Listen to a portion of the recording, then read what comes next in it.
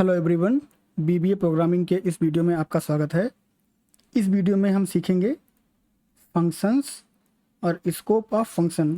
Function क्या होता है और फंक्शन का स्कोप क्या होता है, ये चीज़ें हम इस वीडियो में समझेंगे। और फंक्शन जो है बहुत ही इंपॉर्टेंट कॉन्सेप्ट है बीबीए में, तो आप ये जो वीडियो है बहुत ध्यान से देखो और ये कंप्लीट वीडियो देखो कि फंक्शन समझना आपके लिए बहुत ज़रूरी है बीबीए प्रोग्रामिंग में।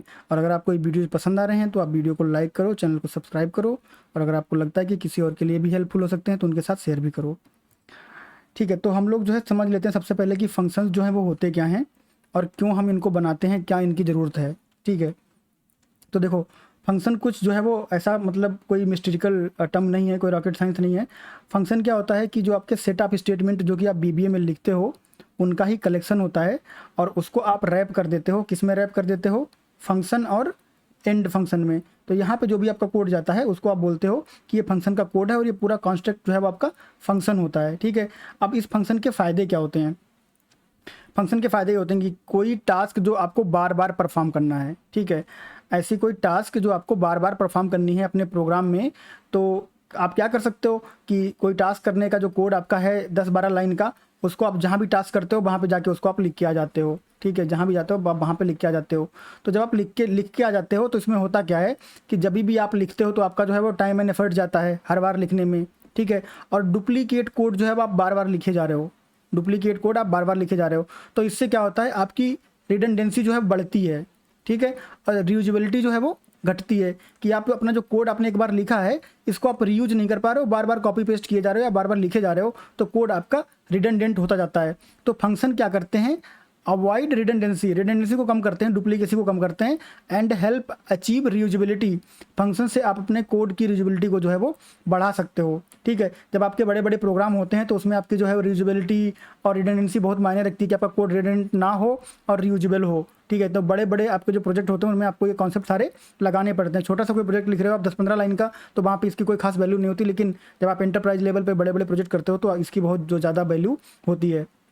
ठीक है, तो एक और महत्वपूर्ण बात जो फंक्शन के बारे में है वो क्या है कि फंक्शन जब आप कॉल करते हो या फंक्शन का जब एग्जीक्यूशन कंप्लीट हो जाता है तो फंक्शन आपको वैल्यू जो है वो रिटर्न करता है, एक जो भी टास्क करता है। जैसे फॉर एग्जांपल अगर मैं सम की बात करूं, तो अगर आप दो नंबर जोड़ रहे हो यहाँ पे, तो जब आप सम करते हो तो क्या होता है कि सम का रिजल्ट जो है वो आपको वापस मिलता है। अगर आप यहाँ पे 1 लिखते हो, यहाँ पे 2 लिखते हो, तो जब ये आप सम चलाओगे, फंक्शन ये वाला चलाओगे, फंक्शन जब कंप्लीट हो जाएगा एग्जीक्यूशन, तो 3 आपको रिटर्न में मिलेगा जो कि रिजल्ट होता है। ठीक है, तो फंक्शन क्या करता है? रिजल्ट रिटर्न करता है और उसका एक रिटर्न वैल्यू होता है। तो रिटर्न में आपको एक वैल्यू देता है, जो भी उसका ऑपरेशंस के बाद जो भी रिजल्ट आता है वो आपको रिटर्न वैल्यू के रूप में मिल जाता है। तो इसलिए फंक्शन जो है हमारा बहुत ही इंपॉर्टेंट होता है कि आप रिपीटेडली जो टास्क कर रहे हो उसको आप फंक्शन में रैप करके और उसको रीयूज कर सकते हो, जगह जगह पे कहीं भी रीयूज कर सकते हो। ठीक है, मे बी सेम प्रोजेक्ट में या फिर सेम प्रोजेक्ट के बाहर भी उसको जो है आप यूज़ कर सकते हो, उस कोड को सेम प्रोजेक्ट के बाहर भी रीयूज कर सकते हो। अगर आपने उसको फंक्शन बनाया है तो पूरा फंक्शन आप जो है वो कॉपी करके दूसरे प्रोजेक्ट में रख सकते हो और उसके बाद में उसको जहाँ यूज़ करना है वहाँ पर आप उसको यूज़ कर सकते हो। तो बहुत ही इंपॉर्टेंट कॉन्सेप्ट है, इसको आपको बहुत अच्छे से समझ लेना है। हम लोग आगे चलते हैं। फंक्शन आप बनाते कैसे हो, तो सबसे पहले आप यहाँ पे जो है समझ लेते हैं। सबसे पहले आपका यहाँ पे क्या है? एक्सेस मॉडिफायर है। ठीक है, एक्सेस मॉडिफायर का मतलब क्या होता है कि ये आपका जो है वो पब्लिक टाइप का हो सकता है, प्राइवेट टाइप का हो सकता है, और पब्लिक और प्राइवेट का अलग अलग मीनिंग होता है, इसको हम लोग समझ लेते हैं। तो पब्लिक का मतलब क्या होता है कि पब्लिक का मतलब है कि अगर आपने एक मॉड्यूल में एक फंक्शन बनाया है, ठीक है, एक मॉड्यूल में एक फंक्शन बनाया है जो कि पब्लिक टाइप का है, तो इसको आप किसी दूसरे मॉड्यूल में भी यूज कर सकते हो। ठीक है, ये अलाउड होता है। लेकिन अगर ये प्राइवेट है तो इसको दूसरे मॉड्यूल में आप यूज नहीं कर सकते।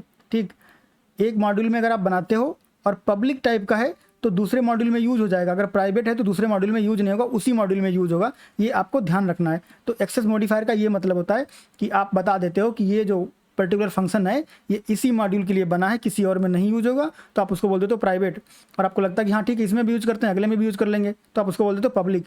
और जो डिफ़ॉल्ट बाय डिफ़ॉल्ट अगर आप पब्लिक या प्राइवेट कुछ भी यहाँ पे नहीं लिखते हो तो कुछ डिफ़ॉल्ट वैल्यू यहाँ पे रहती है, और वो डिफ़ॉल्ट वैल्यू आपकी क्या होती है? वो पब्लिक होती है। तो अगर किसी फंक्शन के आगे आप एक्सेस मॉडिफायर नहीं लगाते हो तो वहाँ पे बाय डिफ़ॉल्ट पब्लिक लगा होता है, यह बात आपको ध्यान रखनी होती है।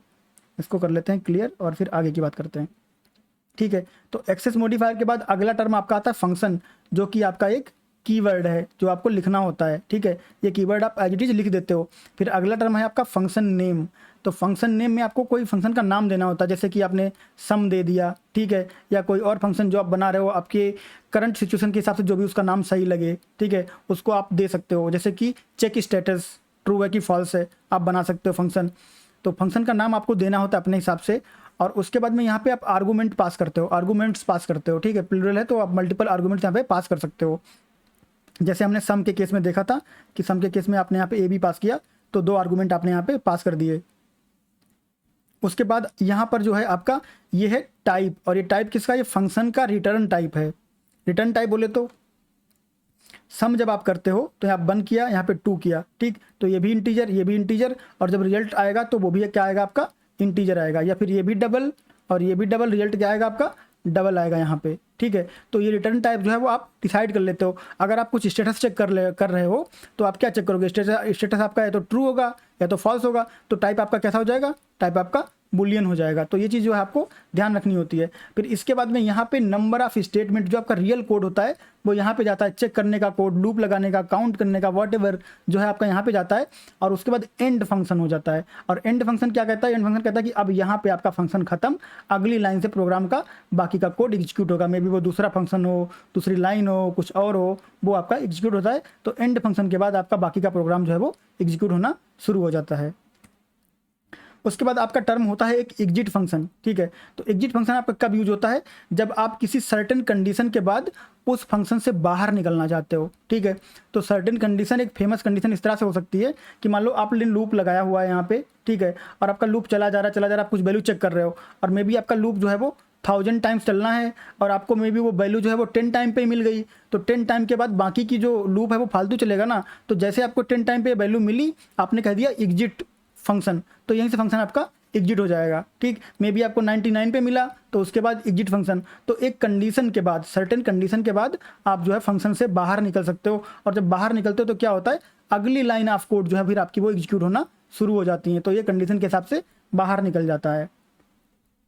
ऑल राइट, अब उसके बाद में फंक्शन कॉल कैसे करते हैं ये भी अभी हम लोग देखेंगे एक्सेल में, और वैल्यू कैसे रिटर्न करवाते हैं ये भी हम जो है वो एक्सेल में देखेंगे अभी प्रैक्टिकल करके। तो इसको मैं क्लियर कर देता हूँ और देखते हैं आगे क्या है। हाँ आगे है, थैंक यू। अब हम लोग चलते हैं एक्सेल ओपन कर लेते हैं। तो एक्सेल जो है मैं इसको ओपन कर लेता हूँ।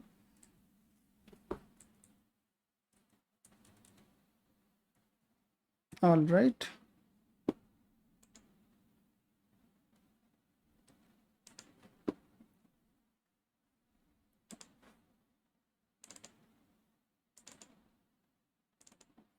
ठीक है, आप कोई नया एक्सेल भी ओपन कर सकते हो। मैंने बना के रखा था तो मैंने वही ओपन कर लिया। अब आपको क्या करना है, डेवलपर टैब में जाना है और विजुअल बेसिक पे क्लिक कर देना है, या तो आप कीबोर्ड से Alt F11 कर सकते हो। सॉरी, Alt F11 क्लिक हो जाओ भाई। हाँ, ये आपका Alt F11 हो गया, ऐसे आ सकते हो। और या फिर डेवलपर टैब में विजुअल बेसिक पे क्लिक करके आप यहाँ पे आ सकते हो। तो पॉइंट जो है हम लोग एक एक करके समझते हैं, ठीक है। तो सबसे पहला हमारा पॉइंट जो था वो क्या था, सबसे पहला हमारा पॉइंट है कि रिपीटेटिव टास्क जो है वो करता है ये, ठीक है। और उसके बाद में कोड को आप रीयूज कर सकते हो और ये वैल्यू रिटर्न करता है। तो ये सारी चीज़ें जो हैं, सारे पॉइंट हम लोग एक एक करके समझते हैं। तो सबसे पहले हम फंक्शन बना लेते हैं। तो यहाँ पे चलते हैं और बनाते हैं एक फंक्शन। और फंक्शन हम किस में बनाएंगे, फंक्शन हम बनाएंगे मॉड्यूल में। तो मॉड्यूल एक ऐड कर लेते हैं, ठीक है। और यहाँ पर हम नाम रखते हैं फंक्शन, और इसका नाम रख देते हैं एडिशन, ठीक है। और अभी के लिए यहाँ पे कुछ भी वैल्यू नहीं पास करते हैं हम, ठीक है, आप समझ लेना, कुछ भी वैल्यू नहीं पास करते हैं। और यहाँ पर हम लिखते हैं इसके अंदर message box, sorry MSG box, ये BB.NET का है ना, इसलिए BB में MSG बॉक्स। और यहाँ पे लिख देते हैं हेलो फ्रॉम फंक्शन, ठीक है। तो हेलो फ्रॉम फंक्शन। अब देखो पॉइंट आप समझो, यहाँ पे एक्सेस मॉडिफायर मैंने इसमें कुछ भी नहीं दिया है, ठीक है। एक्सेस मॉडिफायर मैंने इसमें कुछ भी नहीं दिया, ना पब्लिक ना प्राइवेट। तो हम लोग जानते हैं कि बाय डिफ़ॉल्ट क्या होता है, पब्लिक होता है। तो एक और मॉड्यूल ऐड करते हैं और ये वाला टेस्ट करके देखते हैं, ठीक है। तो मॉड्यूल 2 हमने ऐड किया, इसमें हम डाल देते हैं मेन, इसमें क्रिएट कर लेते हैं एक सब मेन, ठीक है। अब यहाँ पर हम क्या करेंगे, यहाँ पे हम अपना फंक्शन जो है वो कॉल करेंगे। फंक्शन का नाम क्या है, एडिशन, ठीक है। तो आप यहाँ पे ADD टाइप करके और कंट्रोल और स्पेस बार दबाओ तो एडिशन जो है वो आपको यहाँ पे दिख जाएगा, आप इसको कॉल कर सकते हो। ठीक है, तो अभी हमने इसमें सिर्फ एक मैसेज डाला हुआ है, अब इसको हम रन करवाते हैं। ठीक है, तो आपको हेलो फ्रॉम फंक्शन आ गया। तो अभी क्या हो रहा है कि यहाँ पर हमने कुछ पब्लिक नहीं लिखा था, फिर भी वो पब्लिक है। अब इसको हम बाय पब्लिक लिख देते हैं मैनुअली, ये भी आप देख लो एक एक करके। ठीक है, पब्लिक लिख दिया मैनुअली, और उसके बाद हम यहाँ पे कॉल करवाते हैं, तभी भी आपका कॉल हो जाएगा, क्योंकि मैनुअली भी पब्लिक है और बाय डिफ़ॉल्ट भी पब्लिक है। लेकिन जब इसको आप कह दोगे प्राइवेट, ठीक है, तो अब सिनेरियो बदल जाएगा। अब जब मॉड्यूल 2 में आप आओगे और इसको कहोगे कि रन हो जाओ, तो ये क्या क्या कहेगा, सब और फंक्शन नॉट डिफाइंड। तो ये डिफाइंड है, लेकिन कहाँ डिफाइंड है, दूसरे मॉड्यूल में, और डिफाइंड है एज अ प्राइवेट। तो इस वाले मॉड्यूल को, मॉड्यूल 2 को ऐसा लगता है कि ये डिफाइंड ही नहीं है। ठीक, क्योंकि इसकी एक्सेसिबिलिटी को हमने यहाँ पे रिस्ट्रिक्ट कर दिया है। ठीक, अब क्या करते हैं, इसको हम फिर से कर देते हैं पब्लिक। आपने कॉन्सेप्ट समझ लिया है, तो बाय डिफ़ॉल्ट ये पब्लिक रहेगा। अब क्या करते हैं, अब हम यहाँ पे जो है 2 नंबर पास करते हैं एज अ आर्गूमेंट। एक पास करते हैं num1 एज इंटीजर, ठीक है, कॉमा num2 एज इंटीजर। ठीक है, तो 2 नंबर हमने एज ए इंटीजर पास कर दिए। अब उसके बाद में यहाँ पे लिखते हैं डिम रिजल्ट एज इंटीजर। ठीक है, अब रिजल्ट हमारा जो रहेगा, यहाँ पे ये फालतू लग गया इसलिए एरर आ गई थी। अब जो रिजल्ट आपका रहेगा वो आपका क्या रहेगा, num1 प्लस num2, ये आपका रिजल्ट रहेगा। और इसको हम क्या करते हैं, इसको हम दिखा देते हैं MSG बॉक्स में। किसको दिखा देते हैं, रिजल्ट को, और फिर देखते हैं कि क्या होता है। ठीक है, तो अभी हम क्या करेंगे, अभी हम इसको F8 करके ट्राई करेंगे, देखते हैं F8 कर पाते हैं कि नहीं कर पाते हैं। तो अब आप जो है, जब आप इसको यहाँ पे आर्गूमेंट दे देते हो तब आप इसको F8 नहीं कर पाते हो। ठीक है, मैं F8 जो है वो प्रेस कर रहा हूँ, बट कुछ भी नहीं हो रहा है। लेकिन अगर आपका कोई फंक्शन ऐसा है, जैसे मैं लिखता हूँ यहाँ पे फंक्शन और उसके बाद में शो मैसेज, ठीक है, और यहाँ पर मैं लिखता हूँ डिम माई अंडरस्कोर मैसेज एज स्ट्रिंग। ठीक है, ध्यान देना, यहाँ पे कोई आर्गूमेंट मैंने पास नहीं किया, यहाँ पे आर्गूमेंट पास किए हैं। ठीक है, तो अब मैं क्या करता हूँ, यहाँ पे लिखता हूँ MSG बॉक्स और उसमें पैरामीटर पास कर देता हूँ माई मैसेज। और पैरामीटर पास करने से पहले मुझे इसको जो है वो वैल्यू देनी पड़ेगी। किसको देनी पड़ेगी, माई मैसेज को देनी पड़ेगी। तो यहाँ पे मैं कर देता हूँ equal to this is a message from function without parameters और आर्गूमेंट्स। ठीक है, स्पेलिंग वगैरह आप देख लेना। अब क्या करते हैं, इसको मैं F8 करके दिखाता हूँ। ठीक है, तो जब आप इसको F8 करोगे तो इसको आप F8 कर पाओगे। ठीक, ये ऑलरेडी जो है वो F8 हो जाता है। F8 का मतलब क्या होता है, F8 का मतलब होता है कि आप जो है लाइन बाय लाइन कोड जो है आप यहाँ पे एग्जीक्यूट करना चाहते हो। ठीक है, ये आपका जो यहाँ पे मिलता है आपको स्टेप इनटू F8 जो है लाइन बाय लाइन। लेकिन अगर मैं यहाँ पे F8 करता हूँ तो मैं F8 प्रेस कर रहा हूँ बट कुछ भी नहीं हो रहा है। ठीक है, यहाँ पे मैं करूँगा F8 तो फटाफट जो है वो होगा। तो जब आप क्या करते हो, जब आप पैरामीटर पास करते हो, आर्गूमेंट जब आप यहाँ पे पास करते हो, तो आप उसको F8 नहीं कर पाते हो। ठीक है, तो ये बात आपको ध्यान रखनी होती है। तो आप उसको सिर्फ कॉल करवा सकते हो। ये कन्फ्यूजन बहुत रहता है कि एक वाले फंक्शन में आपका स्टेप इनटू होता है, एक वाले फंक्शन में स्टेप इनटू नहीं होता है। ठीक है, तो इसको आप डायरेक्टली कॉल नहीं कर सकते, इसको आप डायरेक्टली कॉल कर सकते हो। डायरेक्टली का मतलब कि फंक्शन के अंदर से। अब इसको कहीं और कॉल करना चाहो, किसी सब रूटीन में या किसी और फंक्शन में, तो कर सकते हो, बट यहाँ पे ऐसे डायरेक्टली इसमें जो है आप F8 नहीं कर सकते। अब इसको मैं कर देता हूँ बंद, आपने समझ लिया है। अब इसको मैं क्या करता हूँ, इसको मैं कॉल करता हूँ यहाँ से, ऑलरेडी यहाँ पे लिखा हुआ है। ठीक है, तो यहाँ से मैं F8 करता हूँ, आर्गूमेंट आर नॉट ऑप्शनल। ठीक है, तो इसका मतलब समझ रहे हैं आप क्या हुआ, फिर से दिखा देता हूँ मैं। ये मैंने क्या F8 करा कि आर्गूमेंट आर नॉट ऑप्शनल। तो आर्गूमेंट ऑप्शनल नहीं है। कौन से वाले आर्गूमेंट ऑप्शनल नहीं है, जो हमने यहाँ पे डाले हैं। क्या डाले, num1 और num2। तो हमें क्या करना पड़ेगा, हमें यहाँ पे जो है वो num1 यानी कि 4 और num2 यानी कि 5, मतलब कोई भी वैल्यू पास करना है तो करना पड़ेगा। तो अब क्या करते हैं, इसको हम करते हैं F8 स्टेप इनटू करते हैं, सॉरी, हाँ, तो स्टेप इनटू किया। तो अब देखो यहाँ पे स्टेप इनटू हो रहा, पहले स्टेप इनटू नहीं हो रहा था, डायरेक्टली स्टेप इनटू नहीं हो रहा था। और यहाँ पर जो आपकी वैल्यू है 4 और जो वैल्यू आपकी है 5, वो यहाँ पे लेके आ गया ये दूसरे वाले मॉड्यूल से। ठीक है, तो लाइन बाय लाइन मैं जो है आपको समझा रहा हूँ। अब उसके बाद में जोड़ देगा यहाँ पे, तो इसने जोड़ दिया इसको, और उसके बाद में क्या किया, रिजल्ट जो है वो दिखा दिया। आपका रिजल्ट जो है वो 9 यहाँ पे आ गया है। ठीक, अब इसमें एक चीज़ और हम लोग समझ लेते हैं इसके साथ साथ कि जो फंक्शन आपका है, ठीक है, अभी ये वैल्यू शो करवा रहा है, ठीक, ये वापस आपको रिटर्न कुछ भी नहीं कर रहा। रिटर्न कुछ क्यों नहीं कर रहा ये भी मैं आपको दिखा देता हूँ। इसको मैं यहाँ से हटा देता हूँ इस लाइन को, ठीक है, यार रहने दो, कोई प्रॉब्लम नहीं, समझ लेंगे। तो हम लोग चलते हैं यहाँ पे एक्सेल पे, और यहाँ पे आने के बाद जैसे आप नॉर्मल फंक्शन कॉल करते हो इक्वल टू लगा के, वैसे यहाँ पे लिखो आप एडिशन, तो आपका फंक्शन यहाँ पे आ जाएगा, ठीक। उसके बाद में आप यहाँ पे 4 पास करो, यहाँ पे 3 पास करो, और फिर बंद करो, और फिर देखो कि आपको कुछ मिलता है। तो मैसेज बॉक्स में तो आपको 7 मिल गया, ठीक है, लेकिन यहाँ पे रिटर्न में आपको मिला 0, जबकि मिलना चाहिए था 7। तो ये क्या होता है, इसको भी हम लोग समझ लेते हैं, बहुत ही इंपॉर्टेंट कॉन्सेप्ट है ये, ठीक। आपको जब रिटर्न में वैल्यू चाहिए होती है तो जो चीज़ आप यहाँ पे लिखते हो वही चीज़ आप यहाँ पे लिख देते हो ऐसे, ठीक है। और उसके बाद में आप मैसेज बॉक्स डालना चाहो तो डाल सकते हो। तो लिख देते हैं MSG बॉक्स, और उसके बाद में यहाँ पे हम लिख देंगे num1 + num2, ठीक है। तो जो अब अगर आपको रिटर्न करवानी है वैल्यू, तो आपके फंक्शन का नेम और जो वैल्यू जहाँ पे आप ऑपरेशन करके वैल्यू स्टोर कर रहे हो, फंक्शन का नेम और ये दोनों सेम होने चाहिए, ठीक है। तो अब इसको जो है हम लोग चला देते हैं,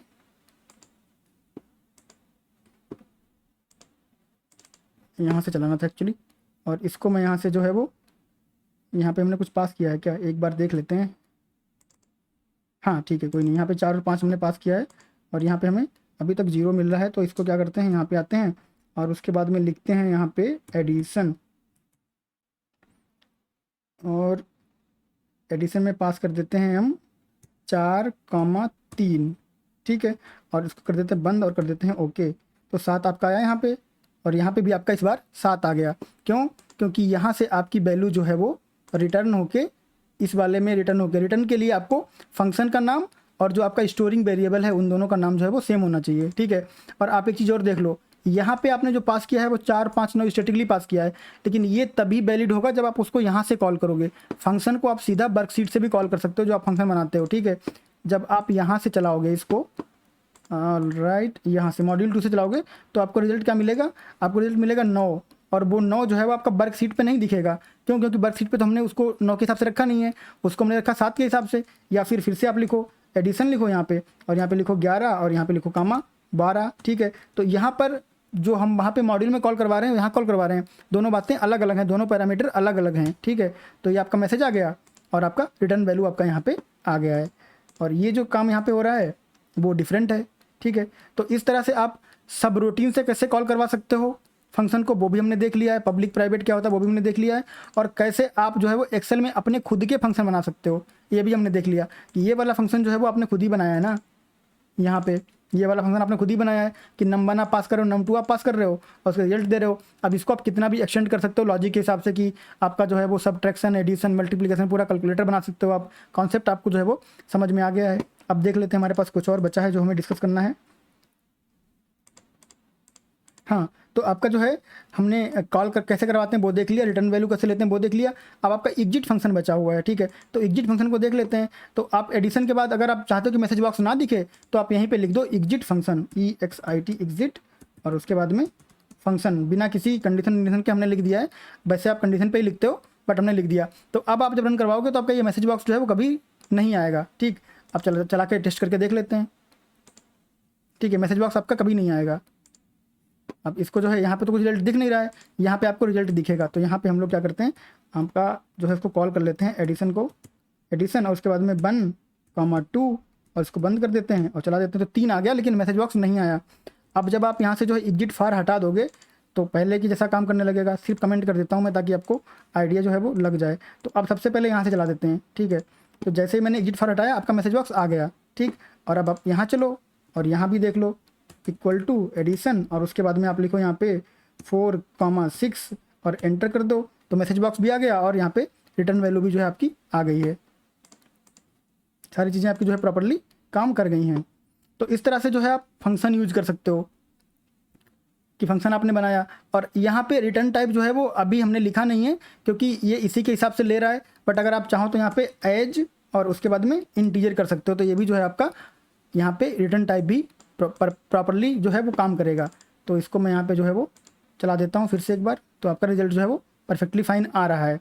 तो यहाँ पर आप रिटर्न टाइप भी उसका जो है वो दे सकते हो, बल्कि देना ही चाहिए, यही सही तरीका है। तो एक जो है आपका किस टाइप का रिजल्ट मिलने वाला है तो उसको भी हमने यहाँ पे दिखा दिया है। और पब्लिक प्राइवेट जो है वो आप रख सकते हो, आप डिसाइड कर सकते हो अपनी पर्टिकुलर नीड के हिसाब से कि कब आपको पब्लिक रखना है और कब आपको प्राइवेट रखना है। ठीक है, तो ये जो है फंक्शन की बेसिक फंक्शनैलिटी हमने कवर कर ली, बेसिक फीचर्स के कवर कर लिए हैं। एक इंट्रोडक्शन, एक अच्छा इंट्रोडक्शन आपको फंक्शंस के बारे में जो है वो मिल गया है। अब धीरे धीरे हम लोग जो है वो यूज करेंगे फंक्शन जब इस सीरीज में, तो इनके स्पेसिफिक जो एक्सेसिव यूज केसेस आएंगे जो आते जाएंगे वो सारे हम लोग जो है वो कवर करते जाएंगे। तो आप ये सीरीज से जुड़े रहो, आपको जो सारी चीज़ें बीबीए से रिलेटेड इसमें मैं कवर करवाऊंगा। तो ये वीडियो हमारा सक्सेसफुली यहीं पे कंप्लीट हो जाता है। मिलेंगे नेक्स्ट वीडियो में नेक्स्ट टॉपिक के साथ, तब तक के लिए थैंक यू, बाय बाय।